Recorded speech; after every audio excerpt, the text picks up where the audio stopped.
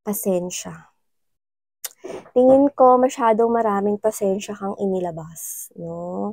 Sa sitwasyon na ito, might be involving here with someone, no? Alam mo yung, sabihin na natin mapagpasensya kang individual, maunawain, understanding, no? Pero meron rin namang hangganan, no? Ang pagiging pasensyoso at pasensyosa mo. Pero pagdating sa sitwasyon na to, parang hanggat kaya mong i-extend yung pasensya mo, ginagawa mo.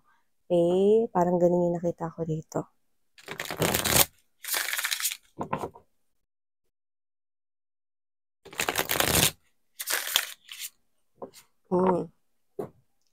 Third party.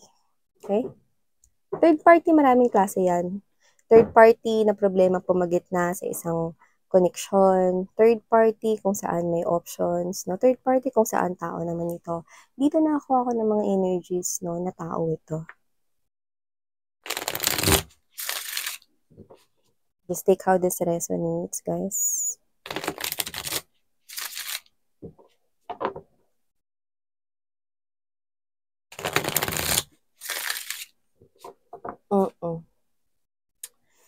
I think sirang-sira yung tower dito.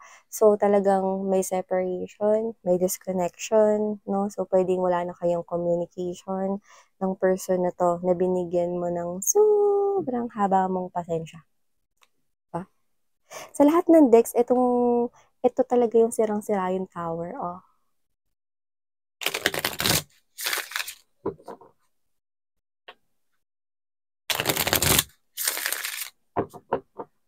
Okay. Let's go ahead and check out more.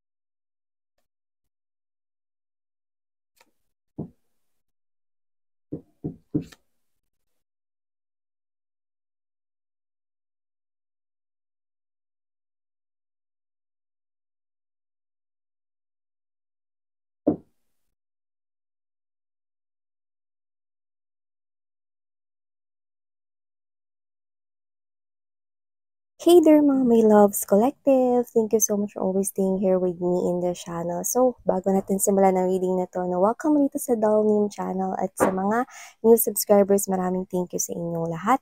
Welcome po kayo rito, no? At sa mga returning subscribers at nandito na coming from High Priestess, no? Pati dun sa Angel Messages. Yan, no? Welcome kayo rito, no? Links to my other channels, no? Ay nasa description box, no? So, welcome kayo. Ano pang zodiac sign ninyo? Welcome kayo sa lahat ng yan. Okay? So, dito mga babes, no, pwedeng strongly, okay, na-involve kayo sa third party na tao. So, if your person here, no, sumama sa third party or may third party na someone else or yung iba, pwedeng yun yung nasa isip ninyo. Well, I must say, meron talagang lumalabas dito na isa pang energy. Pero, come to think of it, okay, we have here the energy of Knight of Wands to the Four of Cups energy, Eight of Cups to the Nine of Wands energy, and Seven of Cups. What does that mean, Miss Yan? Well, I must say, na sinasabi mo rito, okay, na yung person mo is nagbago na siya. Okay? Nagbago na siya. Okay? Pwedeng nanlamig na siya, no, sa dati niyang pagbibigay ng init ng kanyang atensyon at pagmamahal sa iyo, no? So, ikaw to, no, na iniisip mo, okay, or tanong mo sa sarili mo, kung dahil nga ba sa kanya, okay, yung kanya na tinutukoy mo is you're pertaining here to that third party or to that someone else right here. It's like you have this question or iniisip mo or nasa thoughts mo to, no, na dahil nga ba dun sa third party kaya nagbago yung person mo? Dahil nga ba mahal ng person mo yung third party kaya siya nagbago? Well, I must say, no. Mali yung iniisip mo na dahil sa third party or dahil sa kanya kaya nagbago yung person mo. At mas mali yung iniisip mo kung iniisip mo na mas mahal niya yung third party or mahal niya yung third party kaya siya sumama doon. Well, here, we have the double, the two of wands energy, and there's this four of swords, which only means, okay, na yung person mo is ang dahilan kung bakit, okay, sumama ang person mo sa third party or may third party na lumalabas dito ay dahil sa makamundong bagay. So, maaaring materialistic ang person mo. At noon pa lang, alam mo na yun, with the Ace of Swords energy and this Seven of Swords, alam mo na yun, no, na materialistic siya, mataas yung mga pangarap niya, pero alam mo rin na tamad siya.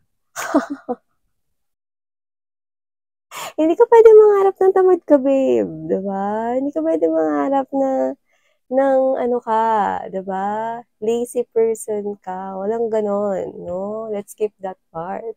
So, okay, I do see that this is you. Alam mo na yun.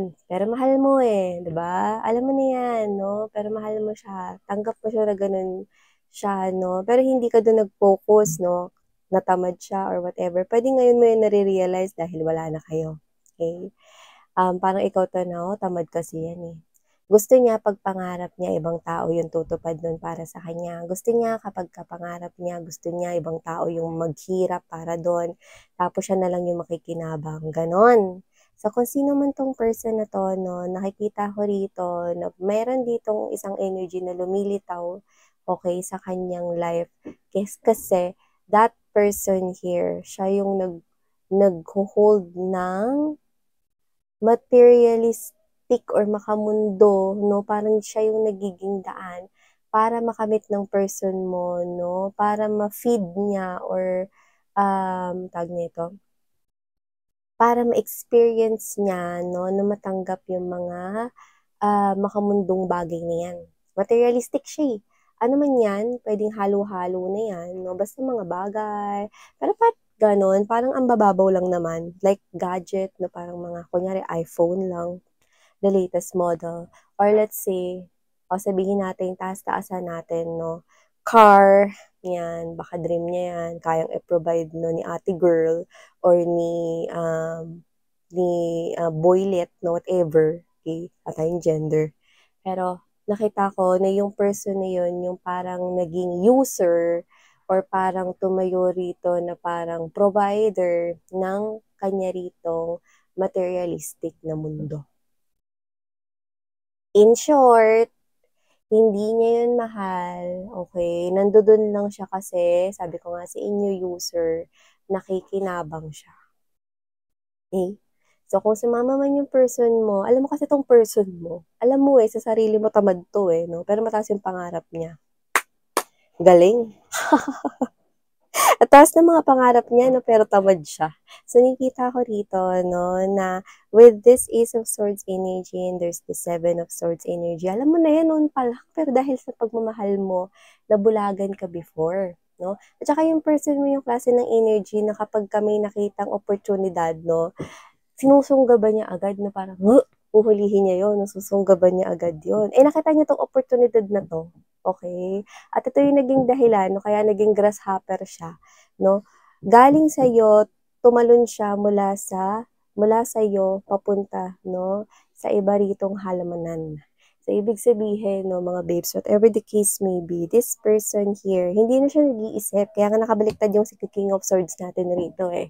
Alam mo kasi si King of Swords energy, kapag naka-upright yan, matalino yan. Lahat ng angulo tinitimbang yan. No? Pwede na nga yan maging parte ng Soko team eh. Investigative eh, di ba?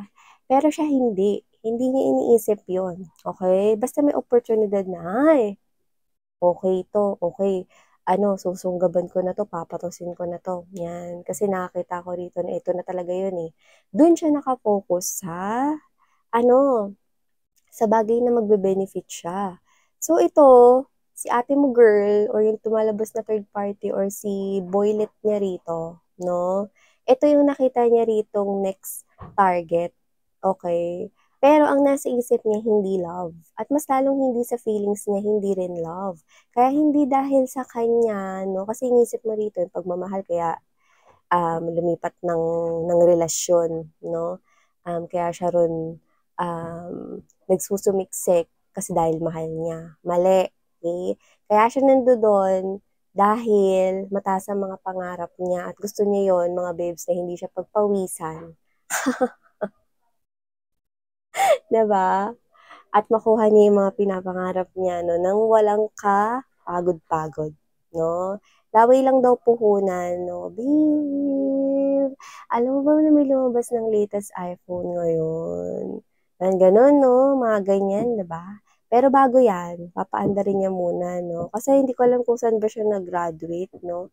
Meron bang course kung saan, flirt, no? Flirt 101 course. Baka nag-major siya dun. So, posible yon. Pero nakita ko rito, no, kung sino man tong person na to, alam mo na yan noon. Alam mo na noon yan na malandi siya. Let's get straight to this reading. Alam mo na noon na malandi siya. Alam mo rin na materialistic siya. At alam mo na mataas yung pangarap niya. Pero tamad siya. At alam mo rin na kapag may oportunidad na sinasabi niya yun, no, sinusunggaban niya. Okay? Kilala mo na to, no? Higit pa sa kilala ko to, no? Kasi dito nakilala ko lang naman siya dahil pinakita ng ng ating mga guides rito, no? Kung anong klaseng tao tong kadil ninyo. So, dito hindi na siya nag-isip, no? At sabihin ko rin sa inyo ng diretso, hindi niya kayo naiisip ngayon. Okay, ang iniisip niya ngayon, ano yung susunod niyang ipapabili. I have here the star and there's this three of swords. Nakakatawa to, no? Kasi alam mo, nakakatawa, no, na ang sarap nitong syapakin. Kasi we have there the star and there's this three of swords energy and there's this five of swords. Ito na nga yung nangyari rito. Okay, and this is not just about you. Pero dahil involved ka at isa ka ritong biktima, nakita ko rito, no, na dahil isa siyang klase ng individual na gagawin niya yung lahat para sa mga pangarap niya. At yung mga pangarap niya na naman, ang bababaw naman. Kasi mga materialistic yon, mga material worlds, mga material gains, okay? So, this person here, okay, gagawin niya rin lahat rito kahit na makasakit pa siya. Gagawin niya lahat, makuha niya lang yung mga bagay na gusto niya kahit makasakit pa siya. At yun nga yung nangyari sa'yo. Naging biktima ka ng person na to. Pero ngayon, okay, para malinaw na at talagang matulungan mo na yung sarili mo na unti-unti ka na makapaghilom sa kanya, okay, hindi ka nagkulang ng pagmamahal sa kanya. Nakita ko rito na ibinigay mo yung pagmamahal mo, oras at panahon, no? At nagbibigay ka rin ng mga present at regalo sa kanya rito, no? Alam mo naman yan sa sarili mo, no? Pero dito, hindi dahil mahal niya yung person na yun, kaya siya sumama doon, okay? Kasi, kaya siya sumama doon dahil makamundo siya. Yun. Makamundo siya, no? Nilamon siya rito ng material na mga bagay. Yan, no? Yan. So, hindi niya mahal yon at lalong hindi siya sumama doon at hindi ko nakikita na magtatagal ang relasyon nila dahil dito. Yan. Okay? So, nakakita rin ako rito na meron silang kakaharapin na pagsubok. And I think pagsubok ito na may kinalaman sa pera. Yan, no? And this could possibly happen within 3 months from now. Okay? That's strongly for someone watching here. Pero just take how this resonates, no? So, dyan, magsisimula na makita, no? Okay? Kung ano ba talaga ang tumatawid sa relasyon nila. Kasi magkakaroon na sila ngayon ng challenge or test sa pera. Okay? It's all about the money. So, nakikita ko dito. So, ito ang mga mensahe na kuha ko here for you guys. Thank you so much for your time and sa pagtambay niyo dito. Check out other channels if you want. Pwede kayong tumambay dyan. So, the links ay nasa description box. Thank you so much. Sarang Hail Love and Light.